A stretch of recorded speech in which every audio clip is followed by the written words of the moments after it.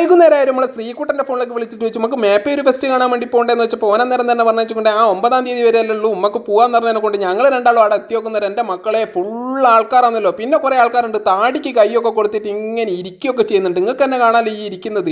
അങ്ങനെയല്ല കൂടി ശ്രീകുട്ടൻ പറഞ്ഞു വെച്ചിട്ടുണ്ടെങ്കിൽ അവിടെ പയ്യോളി സൈക്കിൾ എന്ന് പറയുന്ന ഒരു പരിപാടി നടക്കുന്നുണ്ട്. അവിടെ നമുക്ക് കയറി വെക്കാൻ പറഞ്ഞതിനെ കൊണ്ട് ഞാൻ അങ്ങോട്ട് പോയിട്ടോ 100 റുപ്യേൻ്റെ ഒരു കൂപ്പൺ എടുക്കാൻ വെച്ചിട്ടുണ്ടെങ്കിൽ അത് നമുക്ക് അടിക്കാറ്റാൻ ചെയ്താലും നമുക്ക് ഒരു സൈക്കിൾ തരും എന്നൊക്കെയാണ് പറയുന്നത്. അങ്ങനെ ഞങ്ങൾ രണ്ടാളും കൂടി എടുത്ത് കിട്ടും. നമ്മളെ വിഷ്ണുവേട്ടനുണ്ട് നേരെ ഇങ്ങോട്ടേക്ക് നോക്കിയിട്ട് ഇതൊക്കെ ഇങ്ങനെ നോക്കിയിരിക്കുന്നത്.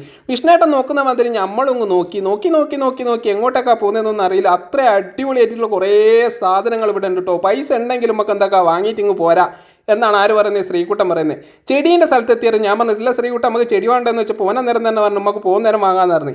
പിന്നെ ഒരു രക്ഷയില്ല. ഒരു മോനുണ്ട് നമ്മളെ സ്റ്റാൻഡ് കൂടിയിട്ട് സൈക്കിൾ ഓടിച്ചിട്ട് ഓനെന്ത് ബസ് സ്റ്റാൻഡ് വന്നിക്ക്. പിന്നെ ഒരു രക്ഷയില്ല കേട്ടോ. കറുത്ത ഗ്ലാസും കറുത്ത ഷർട്ട് ഇട്ടിട്ട് ഷാറുഖ് ഖാനൊപ്പം ഇങ്ങനെ നിൽക്കുന്നുണ്ട്. നമ്മളെ ചാനൽ ഇഷ്ടമായിട്ടുണ്ടെങ്കിൽ ഫോളോ ചെയ്യാൻ മറക്കരുത്.